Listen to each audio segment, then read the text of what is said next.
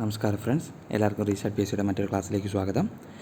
കഴിഞ്ഞ ദിവസത്തെ ന്യൂസ് പേപ്പറിൽ തന്നിട്ടുള്ള കുറച്ച് കറണ്ട് അഫെയർ വിവരങ്ങളാണ് നമ്മളിന്ന് ഡിസ്കസ് ചെയ്യുന്നത്. അപ്പോൾ കറണ്ട് അഫെയർ അത്രയും പ്രധാനപ്പെട്ടത് തന്നെയാണ്.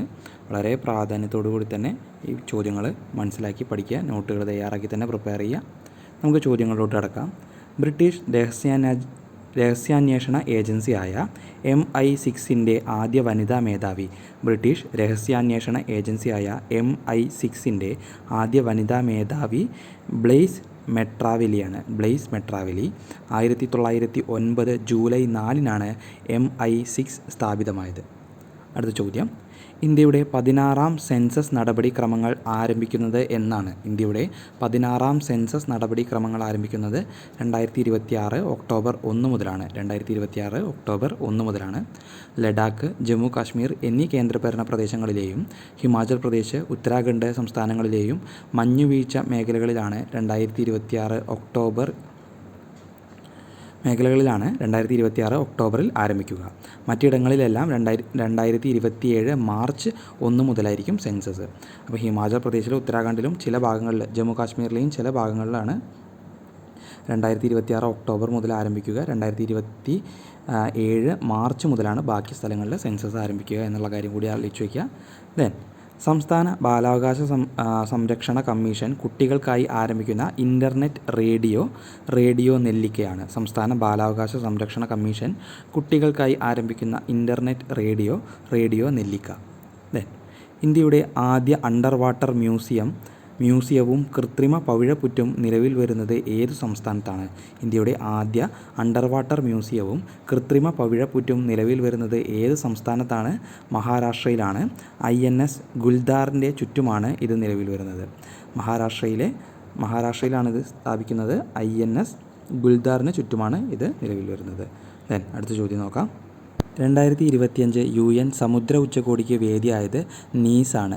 ഫ്രാൻസിലെ നീസിലാണ് 2025 UN സമുദ്ര ഉച്ചകോടിക്ക് വേദിയായത്.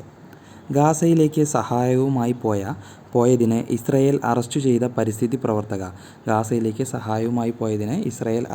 പരിസ്ഥിതി പ്രവർത്തക ഗ്രറ്റ തുൻബെയാണ്.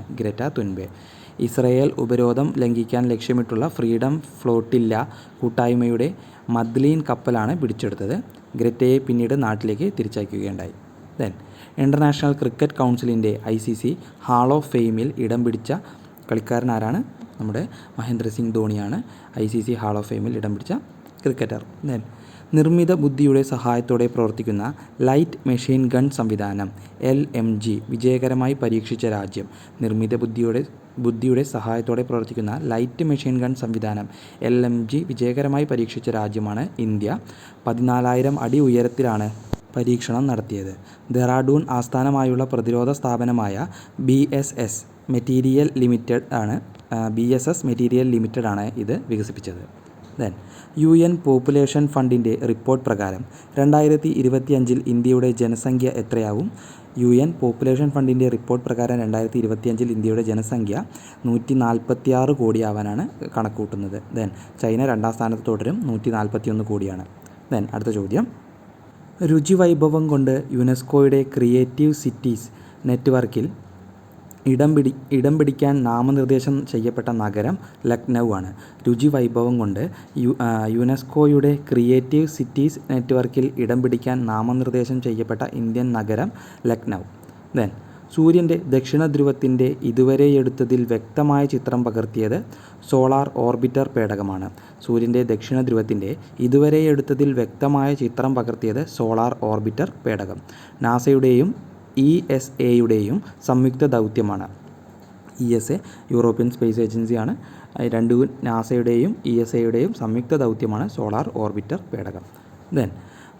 പശ്ചിമേഷ്യയെ സമ്പൂർണ്ണ യുദ്ധത്തിലേക്ക് വീഴ്ത്തി ഇറാനെതിരെ ഇസ്രയേൽ ആരംഭിച്ച സൈനിക നടപടിയുടെ പേര് ഓപ്പറേഷൻ റൈസിംഗ് ലയൺ എന്നാണ്.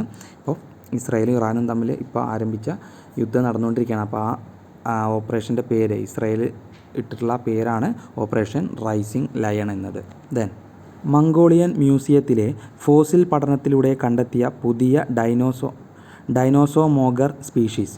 മംഗോളിയൻ മ്യൂസിയത്തിലെ ഫോസിൽ പഠനത്തിലൂടെ കണ്ടെത്തിയ പുതിയ ഡൈനോസോമോഗർ സ്പീഷീസ് മംഗോളിയയിലെ ഡ്രാഗൺ രാജകുമാരൻ എന്നർത്ഥം വരുന്ന ഖാൻഖുലു മംഗോളിയൻസിസ് ആണ്. ഖാൻഖുലു മംഗോളിയൻസിസ്. ദെൻ G7 ഉച്ചകോടിക്ക് വേദിയായത് കാനഡ. ഇപ്രാവശ്യത്തെ G7 ഉച്ചകോടിക്ക് വേദിയായത് കാനഡയാണ്. അപ്പോൾ മുൻ വർഷങ്ങളിലൊക്കെ നടന്ന G7 ഉച്ചകോടി അതേപോലെ തന്നെ G20 ഉച്ചകോടിയുടെയൊക്കെ വേദികൾ പ്രത്യേകം ചോദിക്കുന്നുണ്ട്. അപ്പോൾ ഒന്ന് ശ്രദ്ധിച്ച് വയ്ക്കുക. ഇക്കൊല്ലത്തെ മാത്രമല്ല കഴിഞ്ഞ കൊല്ലത്തെയും കൂടി നോക്കി വയ്ക്കുക. ദെൻ ഇന്ത്യയുടെ G20 ഷെർപ്പ സ്ഥാനത്ത് നിന്ന് രാജിവെച്ചത് അമിതാഭ് കാന്താണ്. ഇന്ത്യയുടെ G20 ഷെർപ്പ സ്ഥാനത്ത് നിന്ന് രാജിവെച്ചത് അമിതാഭ് കാന്ത്. അതുപോലെ തന്നെ ഒരു കാര്യം കൂടി നിങ്ങൾ നോക്കി വയ്ക്കുക.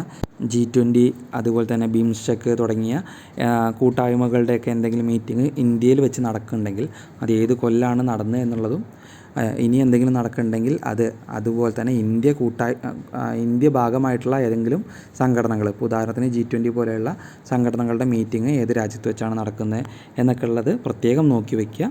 ആ കൊല്ലങ്ങളും അതുപോലെ തന്നെ അതിൻ്റെ കാലക്രമമൊക്കെ വരുന്ന PSCകളിലൊക്കെ ചോദിക്കാൻ വളരെ സാധ്യത കൂടുതലാണ്. അപ്പോൾ ഇത്രയാണ് ഇന്നത്തെ ഈ ക്ലാസ്സിൽ ഉൾപ്പെടുത്തിയിട്ടുള്ളത്. മറ്റൊരു ക്ലാസ്സുമായിട്ട് വീണ്ടും വരാം. Thank you.